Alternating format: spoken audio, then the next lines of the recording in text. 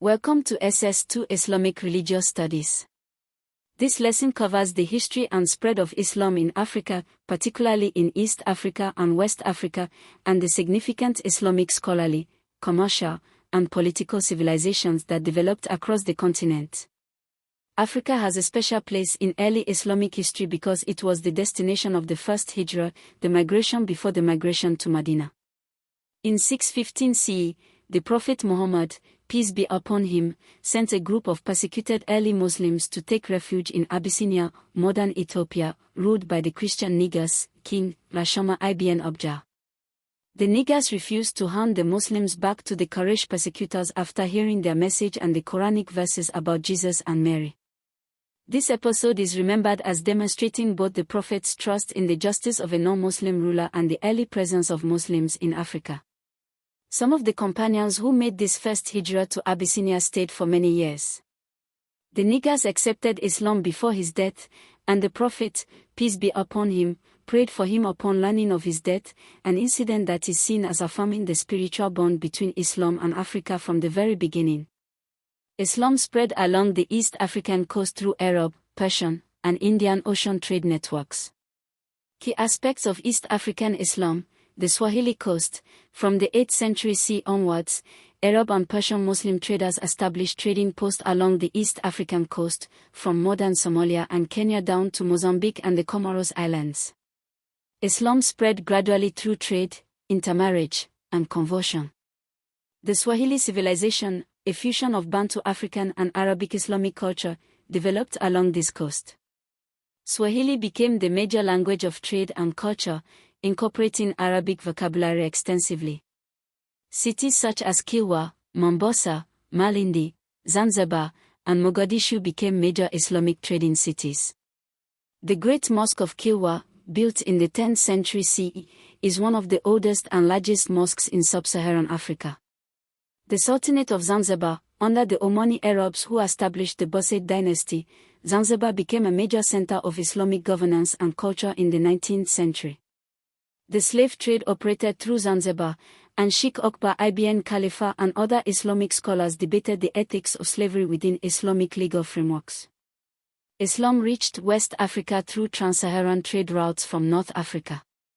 Key stages of West African Islam: Ghana Empire, 8th to 11th century CE. The first major West African empire had Muslim merchants living in a separate quarter from non-Muslim residents. Some rulers converted to Islam. Mali Empire, 13th to 15th century CE. The ruler Mansa Musa, reigned 1312 to 1337 CE, is one of the most famous Muslims in history. His Hajj to Mecca in 1324 to 1325 CE, during which he distributed so much gold in Cairo that the price of gold on the Egyptian market reportedly fell for a decade, brought Mali to the attention of the entire medieval world. Mansa Musa brought back Andalusian architect Abu Ishaq al-Sahili, who built mosques and palaces in Timbuktu and Gao. Timbuktu and the Sanko Mosque. Timbuktu became the greatest center of Islamic scholarship in sub-Saharan Africa. The Sanko Mosque functioned as an Islamic university with tens of thousands of students and over 700,000 manuscripts preserved in the libraries of Timbuktu.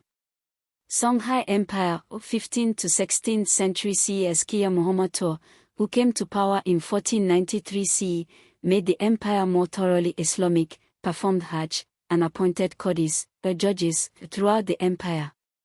The Sokoto Caliphate, 1804 to 1903 CE. Sheikh Osman Dan Fodio led a jihad of reform in Hosoland, modern northern Nigeria, establishing the Sokoto Caliphate, the largest polity in sub-Saharan Africa in the 19th century. The Sokoto Caliphate is of direct relevance to Nigeria as it shaped the political and religious landscape of the north. Sheikh Osman Dan Fodio, 1754 to 1817 CE, was a Fulani Islamic scholar from Gobe, in modern Niger, who became alarmed at what he saw as the mixing of pre-Islamic Hausa practices with Islam among the ruling classes. His reform movement led to a jihad beginning in 1804 CE. By 1812 CE, the jihad had overthrown the Hausa kings and established the Sokoto Caliphate, a confederation of emirates under the supreme authority of the Sultan of Sokoto, Dan Fodio's successor, and later descendants. The Caliphate introduced Islamic governance, education, and law across northern Nigeria and parts of modern Niger, Cameroon, and Benin Republic. The British conquest of the Sokoto Caliphate in 1903 CE, when British forces under Lord Lugard defeated the Sultan in Sokoto, fundamentally altered northern Nigeria. The British preserved the emirate system under indirect rule but transferred political sovereignty. The legacy, the emirate system, the traditional governance structure established by the Sokoto Caliphate, still exists in northern Nigeria. The Sultan of Sokoto retains enormous religious and cultural authority. Today we covered that Africa has been part of Islamic history since the first hijrah to Abyssinia in 615 CE. In East Africa, Islam spread through Indian Ocean trade, creating the Swahili civilization and great trading cities like Kilwa and Zanzibar. In West Africa, Islam spread through trans-Saharan trade, producing the Mali Empire of Mansour Musa, the scholarly city of Timbuktu, and the Sokoto Caliphate of Dan Fodio, a major formative influence on northern Nigeria. For your essay exercise, describe the contribution of the city of Timbuktu to Islamic scholarship and explain why its libraries and the Sankor Mosque make it one of the most important Islamic historical sites in Africa.